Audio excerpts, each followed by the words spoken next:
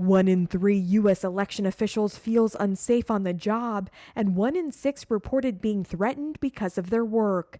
That's according to a survey published Wednesday by NYU's nonpartisan Brennan Center for Justice.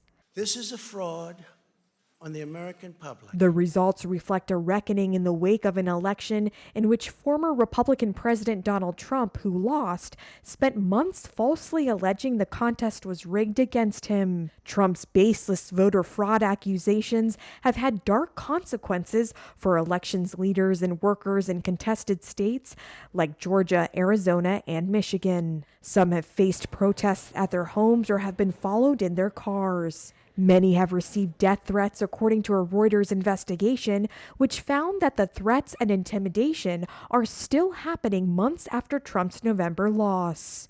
Reuters spoke to Tricia Raffensperger, the wife of Georgia's Secretary of State, who, along with other Republican election officials, have refuted Trump's election fraud claims. She's received violent threats to her family since the election, including a chilling text message in April that read, quote, "You and your family will be killed very slowly." A week earlier, another anonymous text said, quote, "We plan for the death of you and your family every day."